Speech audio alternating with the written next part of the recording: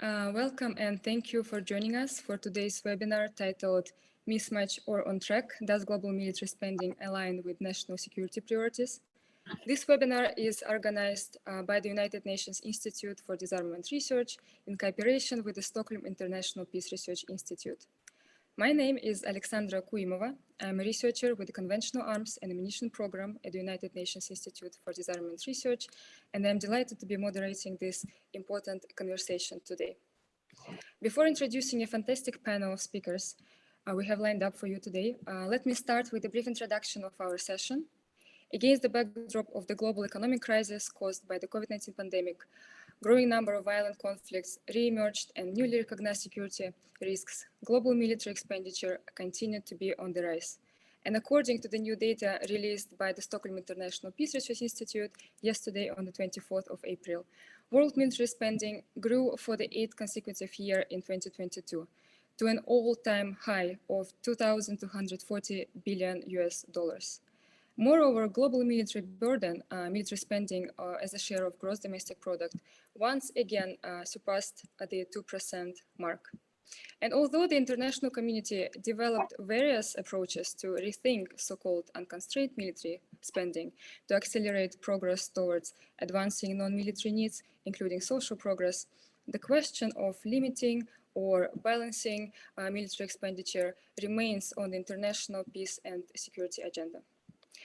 Our webinar today aims at discussing key regional and national military expenditure data and trends, while examining this in light of the most pressing national and global security threats to answer a set of important and quite complex questions. So the questions are, what are the main factors driving continuous increases in military spending levels? In the world with growing non-conventional insecurities and threats, could spending allocated for military needs be used to address broader security challenges and priorities defined by governments that goes beyond military threats?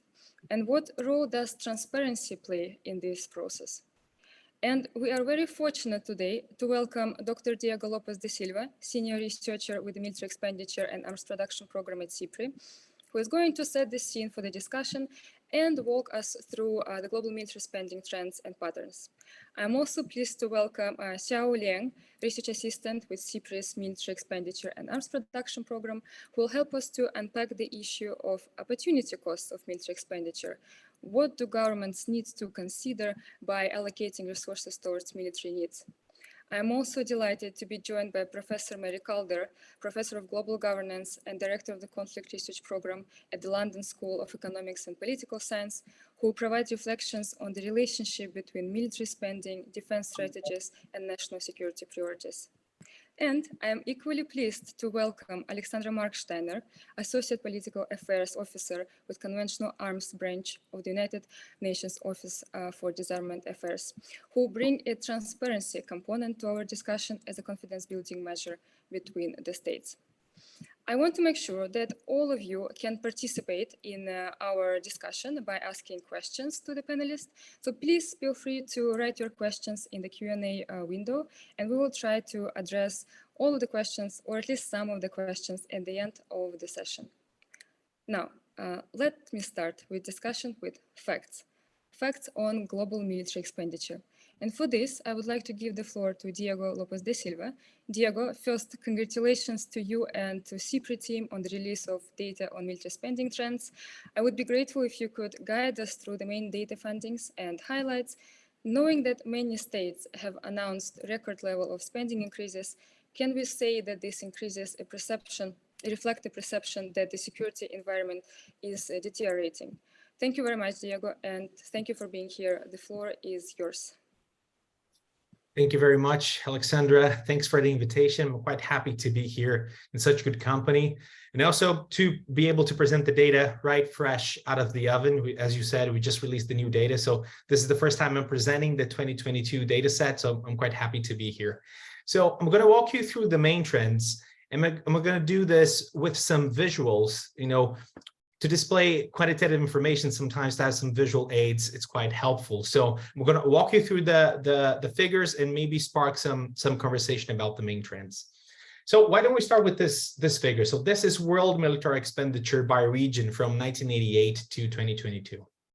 There are a few things I want to highlight in this graphic. I suppose that the first one is that we are at the highest point since the end of the Cold War. After a 3.7 increase, we are at $2.2 trillion. That is equivalent to 2.2% of the world's combined wealth. And I suppose that in this graph, we can really see the contrast between where we are at the moment and the 1990s, where we had the period of the peace dividends, where military spending fell. There was the discussion that we could reallocate that money to development needs. And I suppose that that period of optimism that we had in the 1990s is in stark contrast to where we are at the moment. We're entering a period of increased geopolitical tensions, heightened threat perceptions, and deterioration of security conditions in many places around the globe. And I suppose that the numbers are really showing that. The second thing I would like to highlight in this graphic is really the regional breakdown. We have, of course, the Americas as the biggest chunk of world military spending. Of course, this has to do with the US being the Americas. But the other interesting thing about it is that Asia and Oceania's share has been increasing over time. And that's something that I will talk about in just a minute. Why don't we drill down onto now the countries and the regions so we can see the biggest spenders?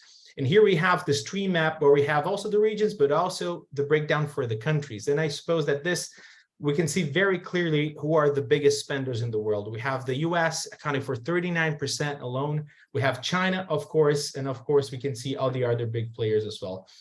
The main thing that we can see from this figure is the high level of concentration in world military spending.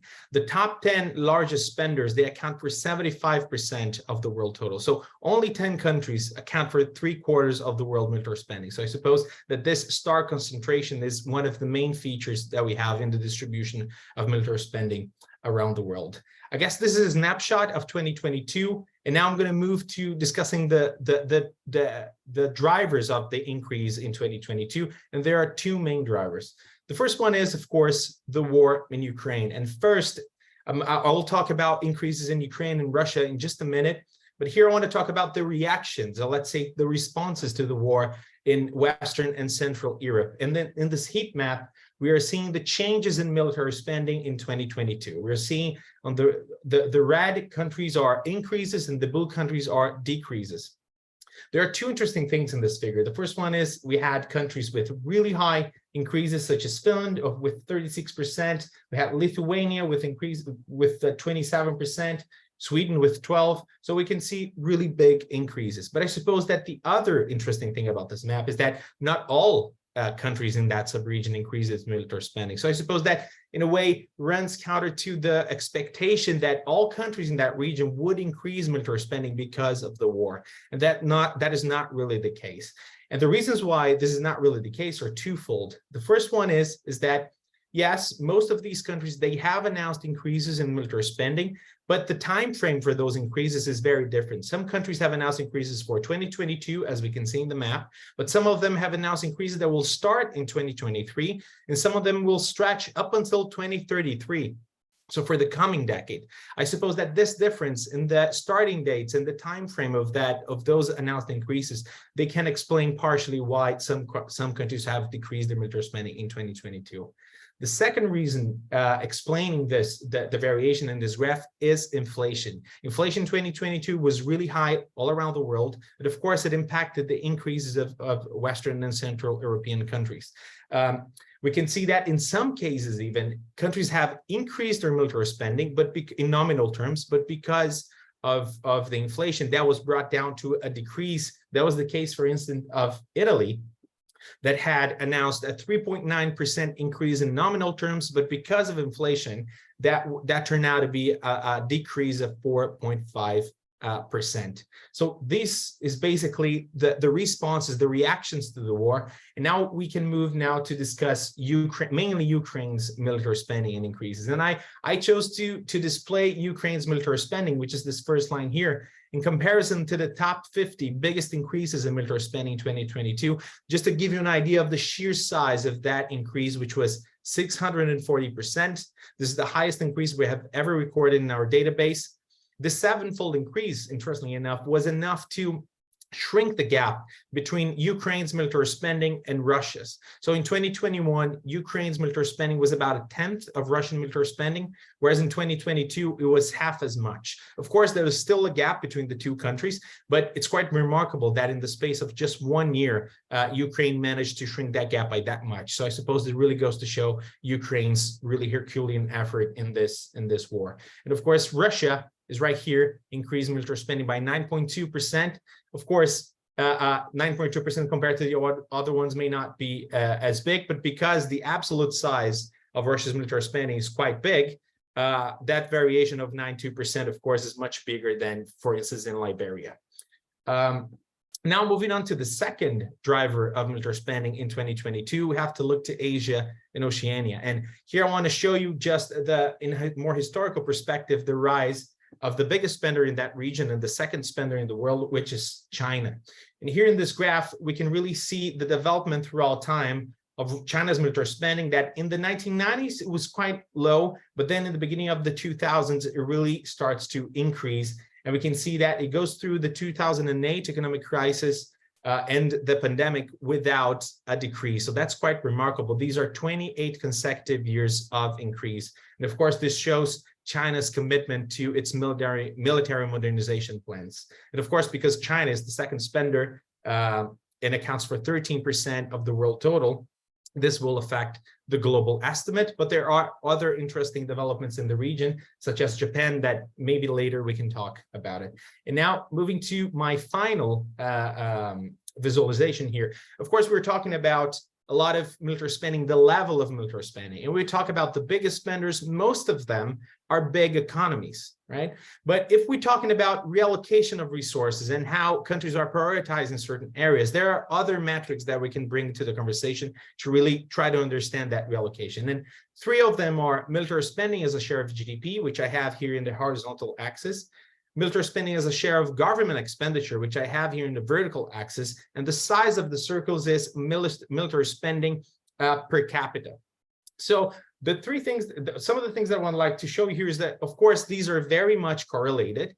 So we can see that in the trend line. But of course, what I want to really show you is that these countries here in the upper right corner of this graphic, which they have kind of a triad, which is high military spending as a share of GDP, high military spending as a share of government expenditure, and most of them high military spending per capita. So if we really want to talk about the countries that are really reallocating more resources to the military, really favoring the military when it comes to resource allocation, I suppose these are really good examples. Of course, they're doing this for various reasons, such as conflicts.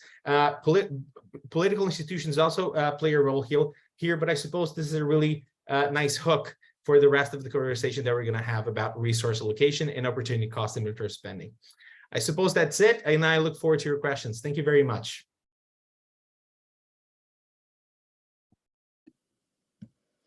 Fascinating. Many thanks, Diego, for your presentation, for shedding the light on the latest trends in military spending with their changing patterns and providing us with context on the underlying drivers. That was very interesting and important to know. Once again, thank you very much.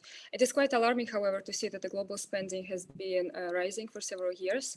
And given the developments that you've mentioned, it appears that military spending is going to be on the rise in the future. And as you noted, Diego, these increases reflect the perception of the deteriorating security environment, where states continue to seek greater military strength, at least in some cases. And what I would like to say is that issues related to growing military spending levels often raise concerns about the opportunity cost of military expenditure, what else the money could be spent on, or where we can, whether this money could be put to fund non-military needs. And I would like now to turn to Xiao Liang. Xiao, I know that your research areas cover the opportunity cost and reduction of military spending, relationship between military aid and development assistance. And I also know that you have been monitoring changes in states' budgetary priorities. Could you share with us, please, your insights on unconstrained military expenditure and its impact on other areas of government spending? Thank you very much, and thank you for being here with us today. Thank you, Alexandra, for the introduction, and I'm really honored to join this panel today. And thanks, Diego, for setting the scene for us. So having seen the very concerning trend of global military spending, what I would like to do is to really zoom in on two measures that might be more relevant to our discussion today, which are the opportunity cost of military spending and government spending priorities.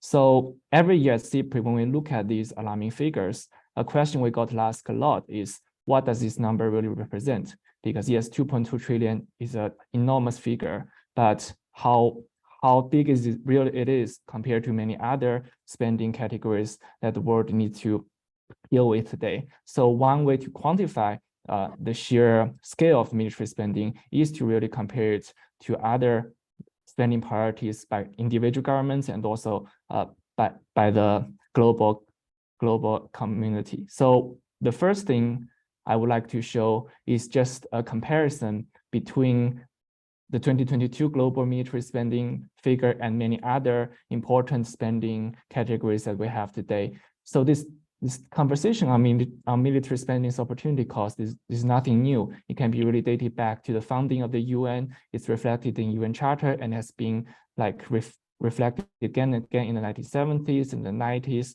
especially after the Cold War, what Diego talked about regarding the peace dividend era. However, as we can see today, military spending globally in 2022 with the most fresh figure is really much bigger than a lot of other spending categories in our world today. For example, the total OECD countries ODA in 2022, which actually also reached historical high, was only 204 billion, less than 10% of global military spending. And when you look at some other individual funding gaps for example, other important security issues that humanity faces today, like climate change or universal access to education, universal access to electricity, these are all only a very small fraction of global military spending.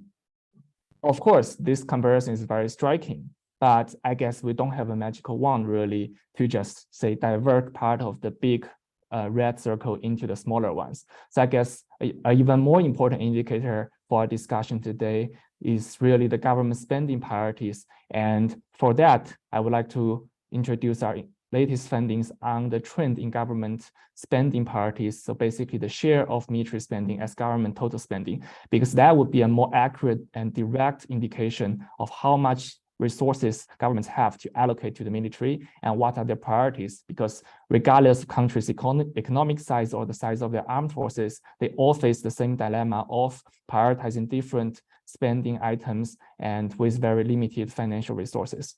So as we can see in the last 10 years, the share of military spending as the total government spending is really concentrated in the Middle East, which has the highest share, and also in a lot of other regions with higher conflict occurrence, such as sub-Saharan Africa.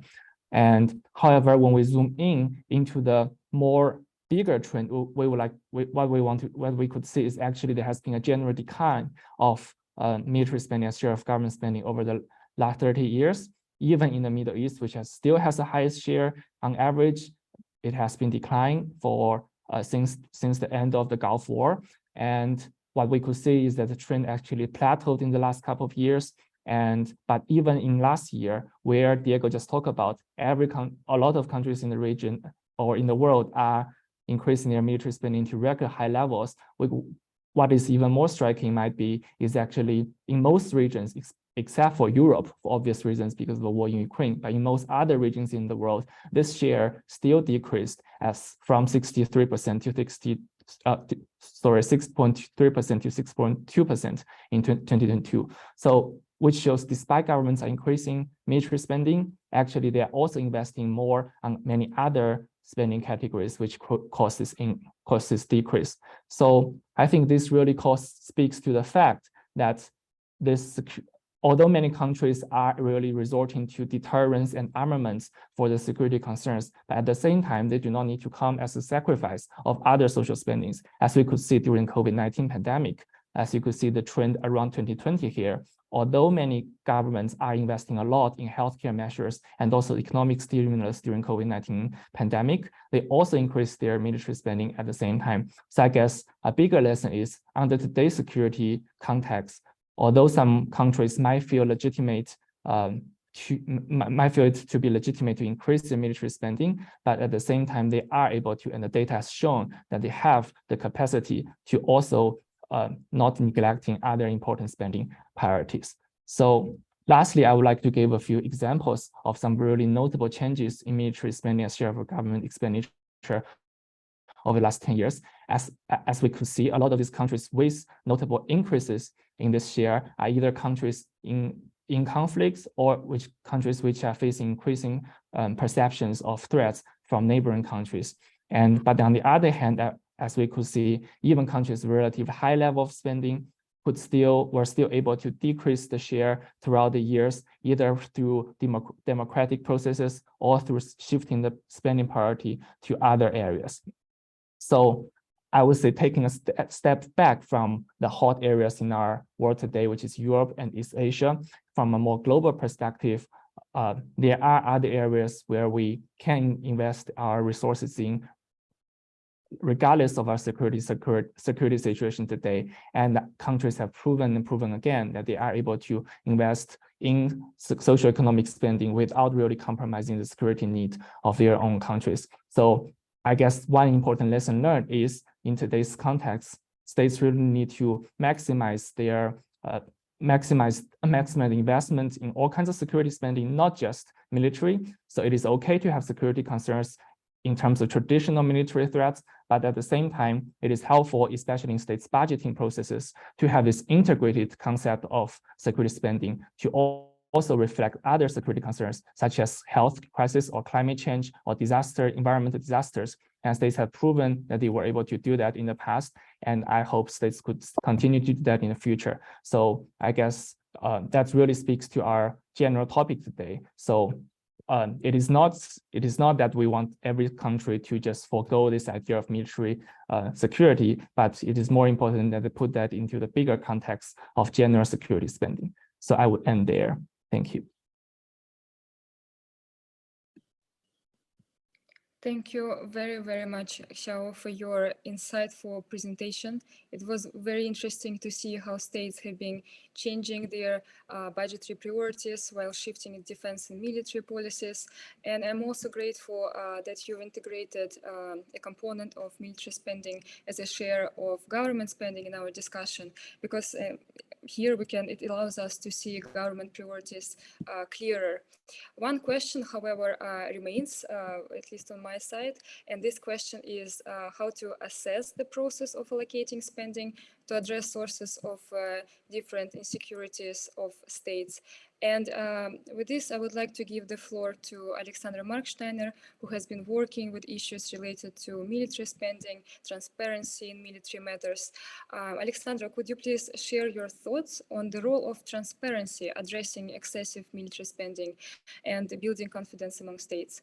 And perhaps you or other speakers could answer the question why it is important to talk about strengthening the process of effective allocation of public resources for security needs and why it should remain on the international agenda. Alexandra, thank you for being with us today, and the floor is yours. Thank you so much, Alexandra, and thank you again for the invitation to speak on today's panel. I'm thrilled to be here. Let me just begin by saying that what underpins this entire conversation and what allows us to have this discussion in the first place is transparency in military expenditures. If the information were not available, we would not be able to analyze it and draw our conclusions from it. And as such, I don't think it is an understatement or an overstatement to say transparency is truly a requisite for arms control and disarmament. As you alluded to in your question, transparency can act as a confidence building measure between states, thereby contributing to the prevention and the reduction of misperceptions and tensions among countries. And we see that this in turn can pave the way for international cooperation. Confidence building measures, including transparency, but also others, can encourage restraint in military budgeting and help decelerate military buildup. So I guess the question to start off with is, where does this information come from in the first place? When we speak about transparency, we usually speak about transparency at the national, the regional, and international levels. So on the national level, for example, governments will publish budget plans or budget speeches. And then on the regional level, there are several regional organizations that require their members to report on their military expenditures. Then at the global level, there is actually a transparency instrument for military spending called the UN Report on Military Expenditures, in short, UN MILEX.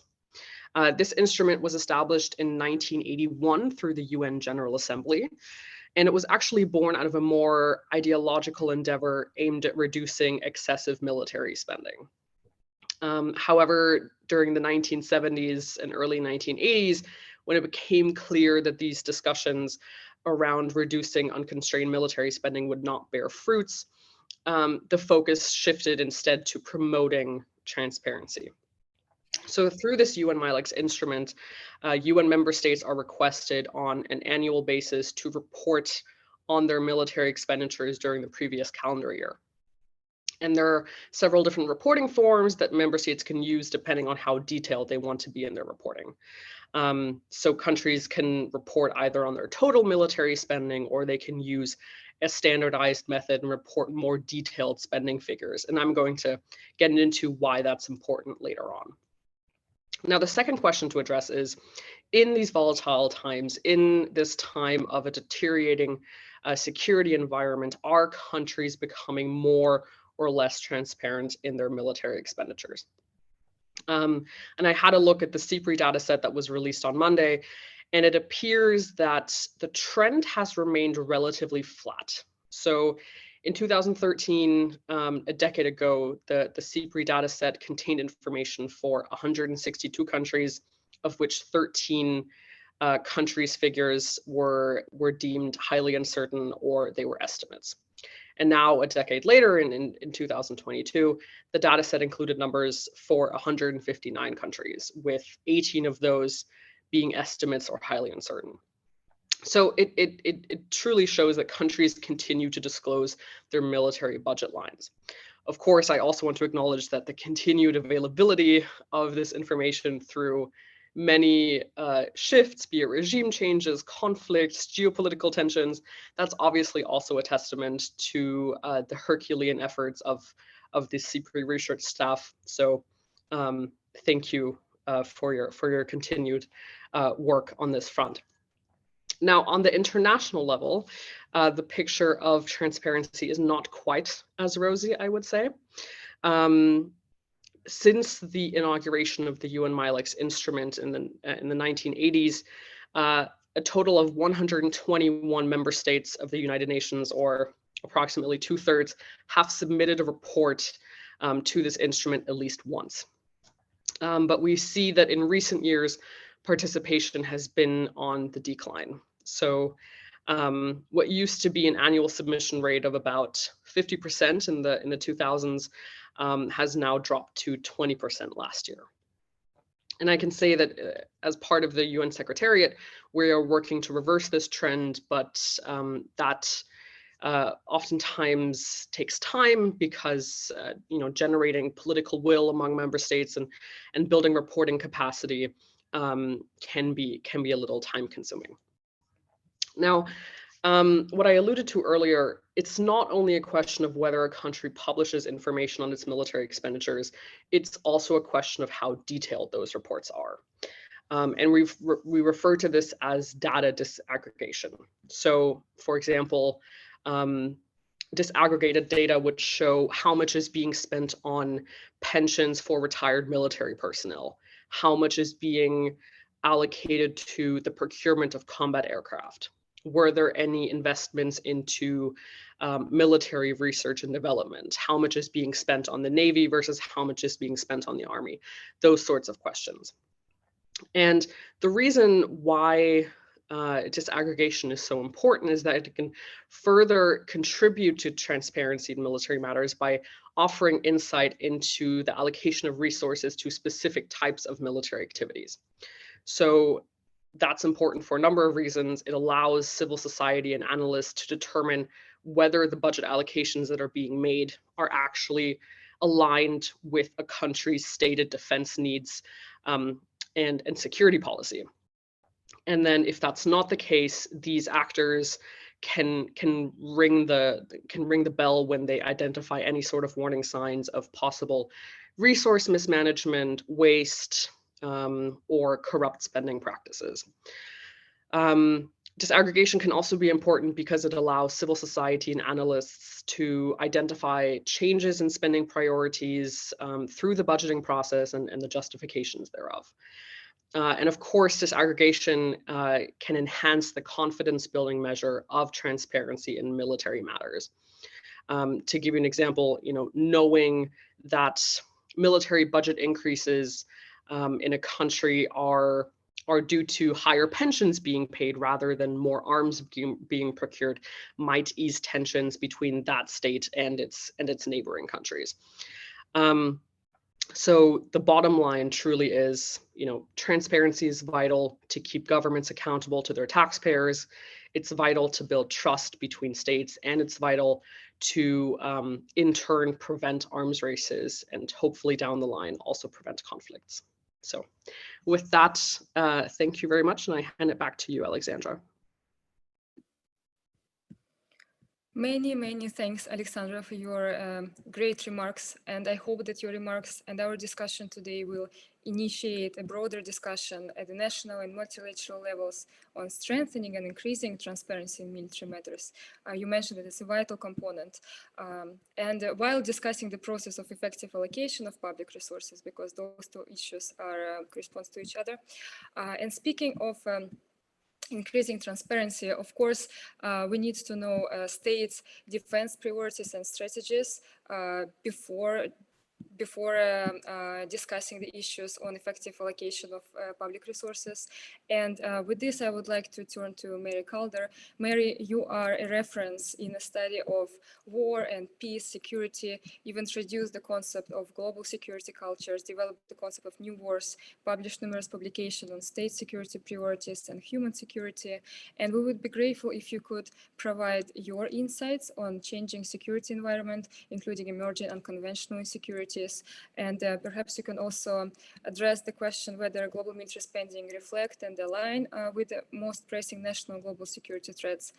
We would be grateful if you could provide your remarks with these regards. Thank you very much. Thanks for being with us, and the floor is yours.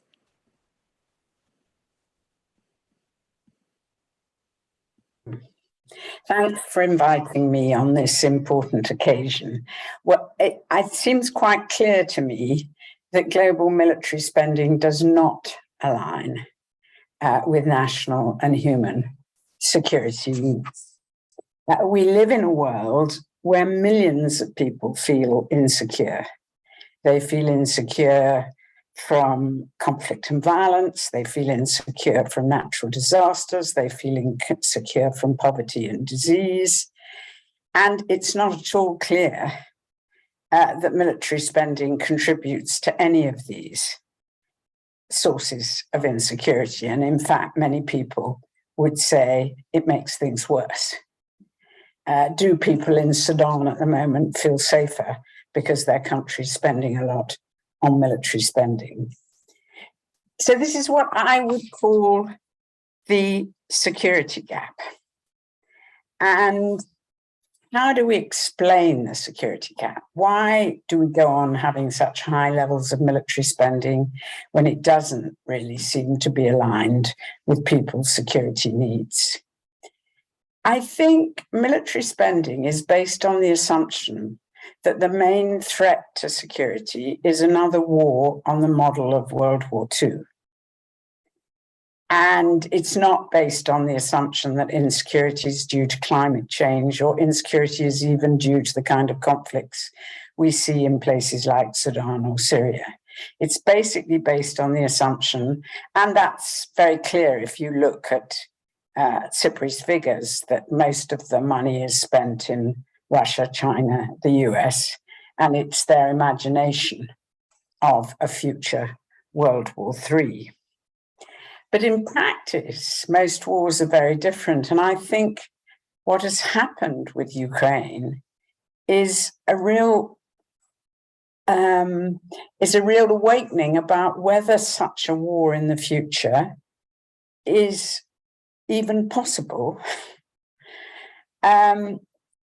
Because what we see in Ukraine is something, what we've learned in Ukraine is something that we should have learned from Iraq, we should have learned from Afghanistan, is that military aggression, the use of military force, doesn't actually work.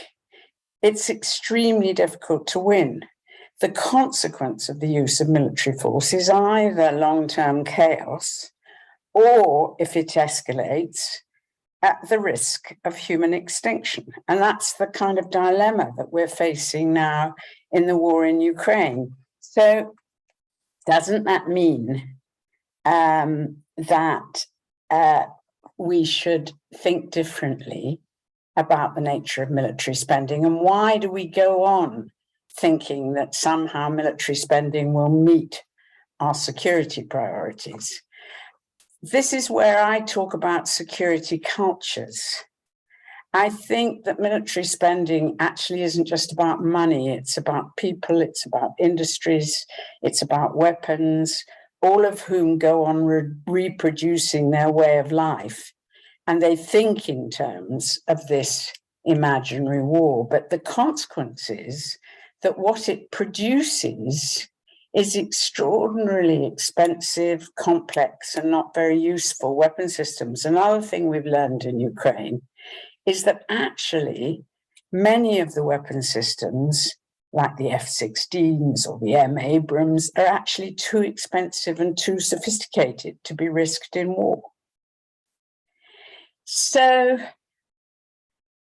I think the answer is that the drivers of this kind of military spending is both this geopolitical idea, which is very often overemphasized, I would say, in more authoritarian countries. There's always an emphasis on the external threat.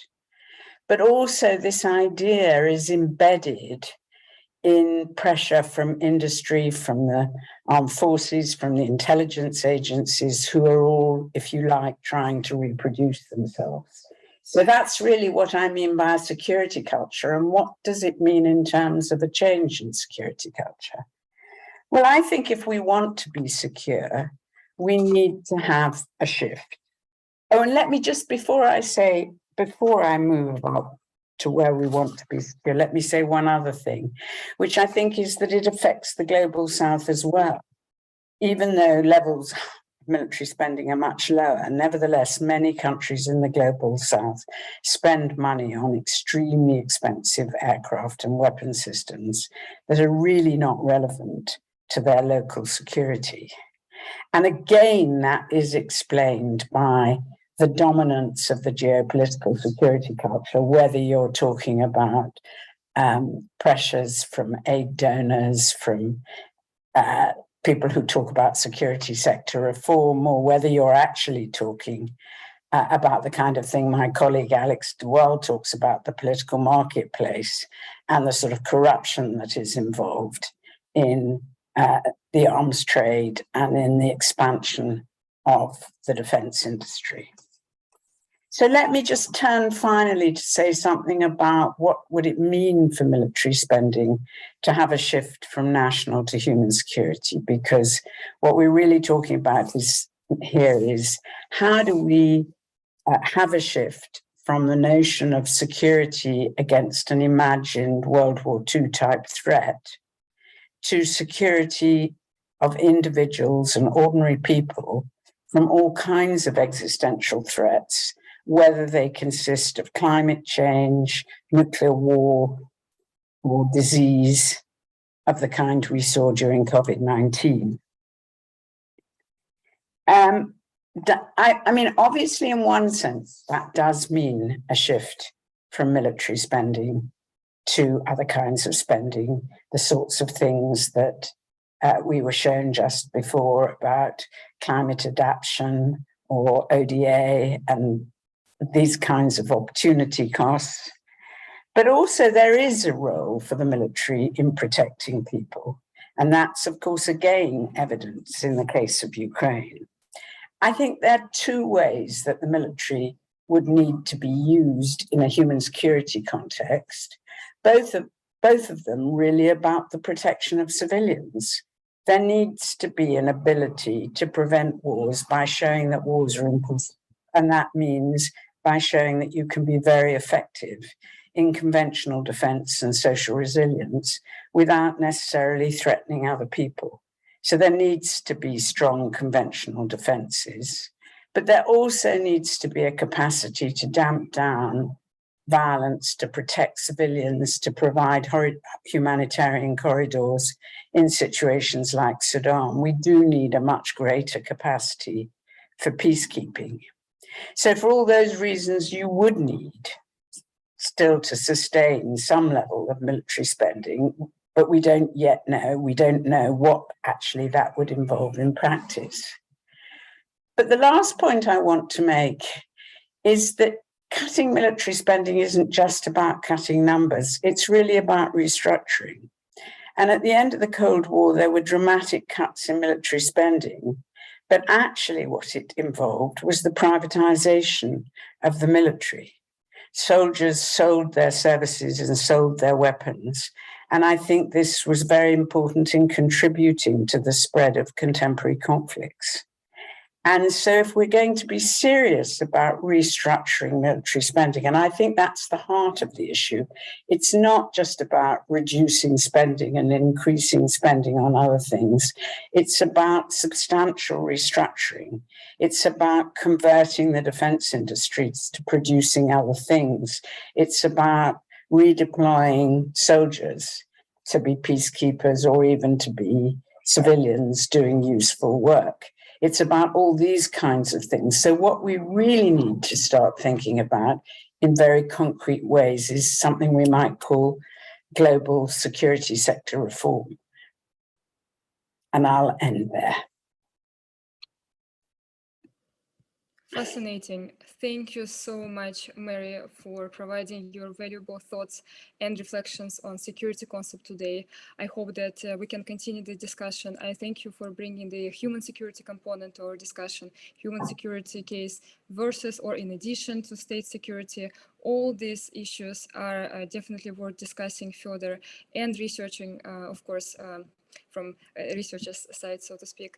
And reflecting on our discussion today, I can say, of course, that indeed the scope of the issue on limiting or reducing military spending has evolved over time, as you, Mary, also noted, and traditional threats to the security of states are now exacerbated by broader emerging changes confronting humanity that you also mentioned, Mary, and Xiao also provided some highlights regarding this, and all these challenges confronting humanity, and this is something that we need to keep in mind when we discuss issues related to military spending.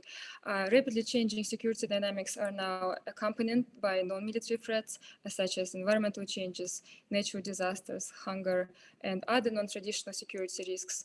We all need to think how to integrate these components in the broader discussion. And the question, of course, remains, what security needs do states prioritize, and are there enough resources to meet these needs? And considering this question, I would like to ask a question to all the panelists. I was wondering if you could address or provide some remarks or your thoughts on the question, is there a need to rethink the concept of security or military spending versus security spending in the light of the most pressing national and global security threats? This question is for all the panelists, and I think I would like to start with Xiao, then Alexandra, Mary, and then Diego. Please, you'll have 2 minutes to 2 minutes to share your thoughts on this important question. Thank you very much. The floor is yours. Thank you, Alexandra. So I think the rethinking has already happened. For example, Mary talked about the idea of human security, and that's not something new. And I guess what's more important is not like having this zero-sum game of military security versus versus human security, but to really integrate military security and other non-security factors as this general security perspective. But what I think we do need more is probably maybe more accountability on countries to military security, because when you ask countries on these individual issues, they all care about climate crisis, they all care about poverty and inequality. But at the same time, when you look at their numbers, they do not see these security threats as part of their general security priorities. They still think about guns and weapons when they talk about security. So for example, in Sweden, where SIPRI is based, now the government has aimed for 2% of GDP, but then at the same time, it is scrapping the target of 0.7 of gross national income on ODA. So that's really something, I guess, a contradictory fact, that signal, which I think is not something countries need to do, because as I introduced in my presentation, countries, when they talk about these two factors together, which are not really mutually exclusive, I think having this integrated approach can be really important. And last, I just want to add that also puts highlights on what I think Alexandra talked about on efficiency and effectiveness of military spending. By having more accountability and transparency, we can like really guarantee state security, but without spending necessarily more money on that. So that would be my thoughts. Thanks.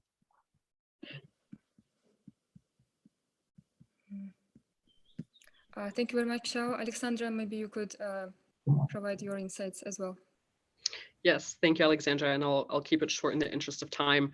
Echoing what Xiao said, right? We absolutely need to rethink our definition of security. It's not necessarily military versus human security, but it's a more comprehensive definition of security as such, right? Human security is broader than, I would say, security in the traditional sense. Security in the traditional sense has always been understood to be about state survival and physical security first and foremost, but human security broadens that to take into consideration other priorities: poverty eradication, accessible healthcare, education for all, climate action, you name it. And we see it here in New York at the international level. The discussion is beginning to move in that direction, and it is supported by research that is coming out of the think tank and research institute space.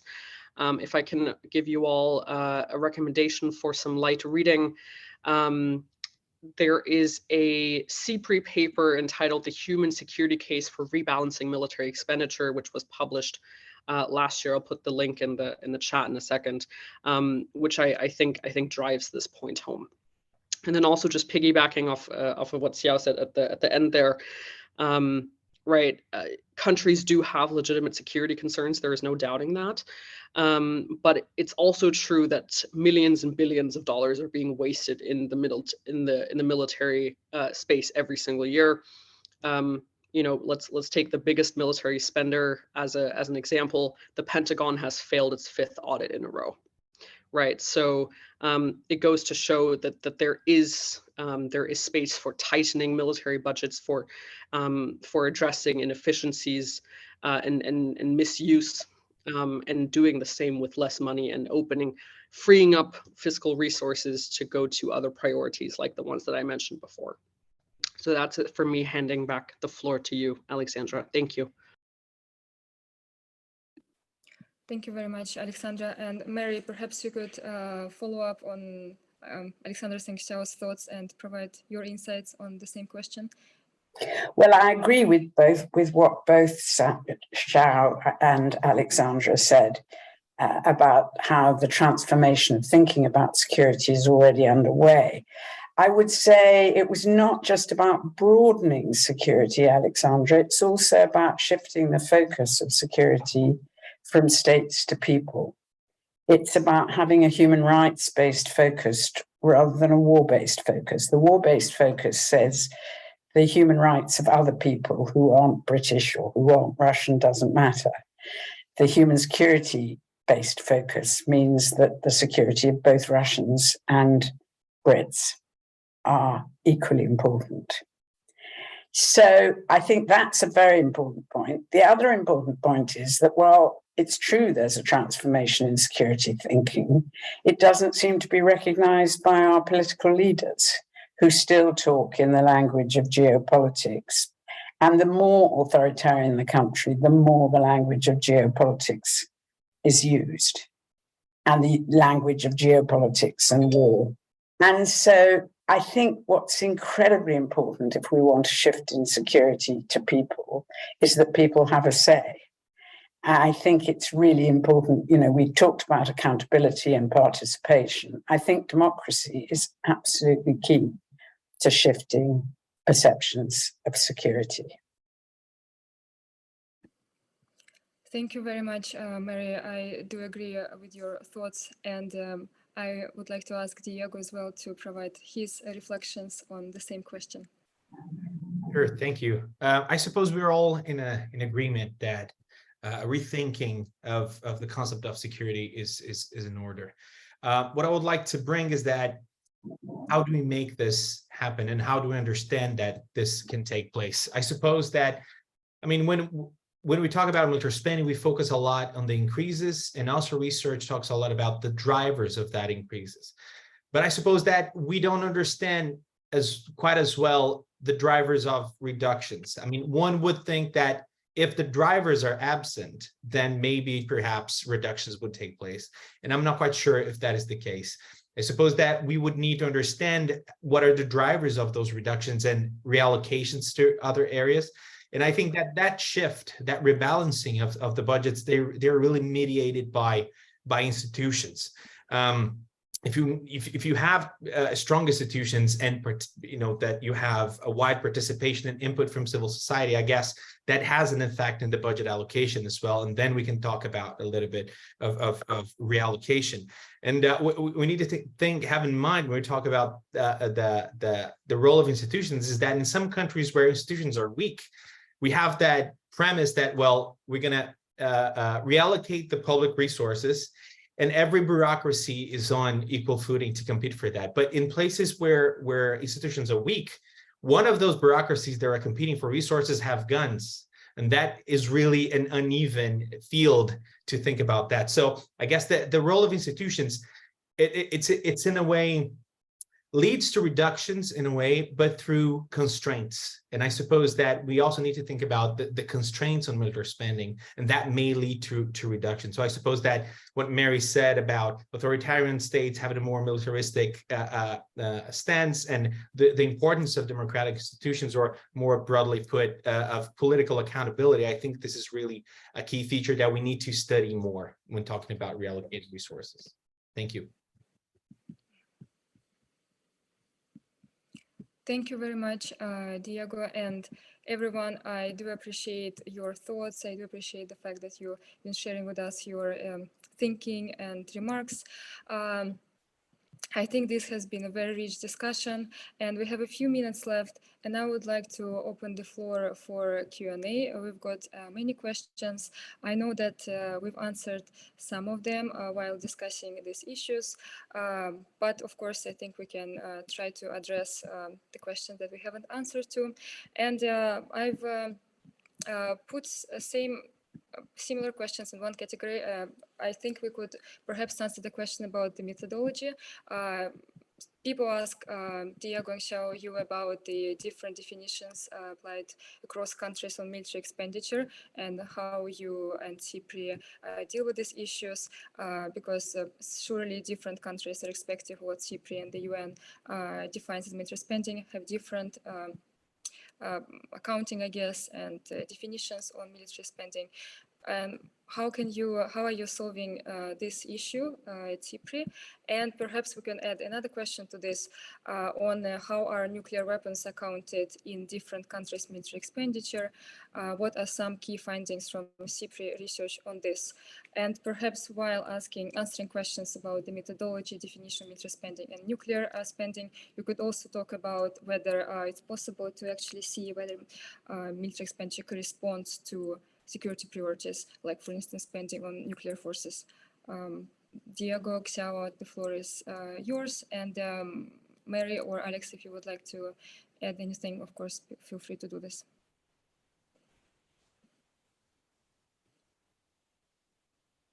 Not sure if Xiao wants to jump in, but maybe I can start. I suppose that when building a database, the issue of definitions and consistency is key. So we need to have a consistent definition of military spending, so we can have comparability, sorry, of the data, of course. But that definition cannot be rigid enough to the extent that if something that is important doesn't fit, we would just exclude that. Sometimes we have to make adaptations. Sometimes we don't know the full extent of what is under that budget line. Some countries, they provide only the figures for MOD. Some countries are really transparent and provide disaggregated data. And I suppose that in that sense, I can even already say something about nuclear spending. Some countries, such as the US, we do understand the extent of how much money is going to nuclear modernization. Some countries that is not as clear. However, there is one program at SIPRI that do provide figures specifically on nuclear spending. So I recommend you to really check their work. We don't really provide that level of disaggregation, unfortunately, but they do that. So I suggest their work for this. But yeah, maybe Xiao wants to jump in. If not, I suppose that's it. Yeah, I would just like to add one thing is that while we mostly base our figures on official national documents, we do not always take them at their face value, because this is again the problem of transparency. Some countries have off-budget expenditures. Some countries do not count certain forces which are indeed military in nature as part of their defense forces. So I guess the reason why we do not call it defense spending but military spending speaks to the fact we do not want to like sugarcoat the issue, let's say, but really to see whatever contributes to the country's military activities. Thank you very much, Xiao and Diego. And Mary or Alexandra, if you had anything if you want to add anything, please do so. Otherwise, I can move to another question. If I could quickly jump in, just to go off of what Diego said about comparability and divergences of accounting systems. I think that's also part of the reason why transparency at the international level is so important. The UN MILEX instrument has one definition for military spending, and when countries report to this instrument, they are encouraged to apply that definition. To give you a very practical example, some countries decide to include military pensions as part of their reported military spending. Others do not.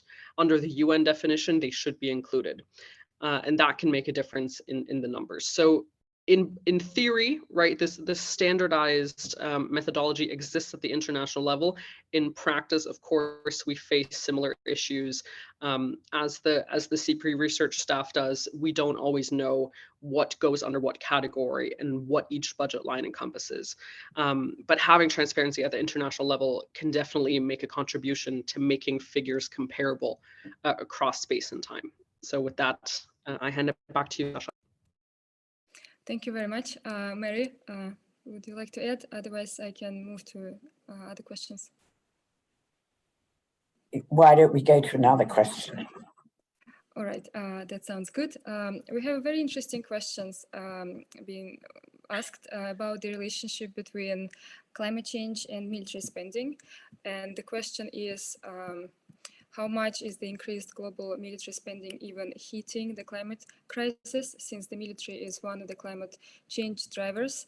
I was wondering if the panelists can provide some insights with regard to this question, because in my opinion, this issue is under researched, but I would like, of course, to hear what other panelists think.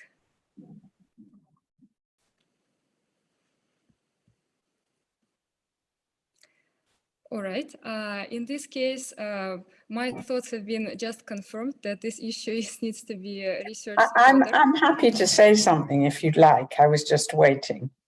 Yeah, I think it is totally under research, but there's no doubt. I mean, I think Nita Crawford's work speaks to this, and there's no doubt that the current dominant military security culture is very much reflects the industrial culture of our times, which is all about the use of big weapon systems dependent on fossil fuels.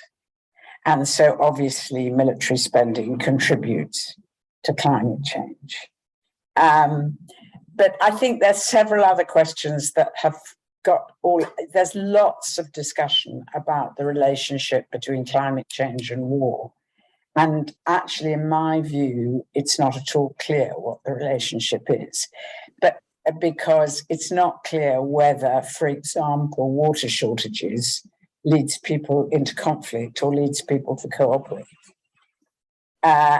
There's often a discussion that says that the drought in Darfur or the drought in Syria caused the war, but actually it's not clear. I think the war was more caused by the failure to deal with the drought. That was the problem. So that's the one thing I think is very clear, though, is that there are two important issues at the moment. One is authoritarianism and the other is climate change. And very many authoritarian countries are oil-dependent countries. They're rentier states where their revenue comes from oil largely, maybe in other cases. And so I actually think this is the most important connection, that in fact, if we could deal with fossil fuels and reduce our dependence on fossil fuels, that would be good both for climate change and for democracy. Thank you very much, Mary. I think we are running out of time because we set only 1 hour for this webinar, and unfortunately we are not able to answer all the questions. However, I do want to encourage the audience to reach out to the panelists and ask their questions directly. And just to finalize our discussion, I would like to thank you all for the excellent session, for sharing your valuable thoughts and insights. I would also like to thank the audience for attending the webinar and for your interest in the subject and asking your questions. We at UNIDIR will certainly continue to research these issues further, put them into a broader perspective, and to analyze what states understand by security priorities and needs, and to understand whether states' overall security priorities match the spending allocated to support them. And we, of course, will keep you informed on our research findings. But for now, once again, thank you very much for attending the session, and I wish you all a great rest of the day.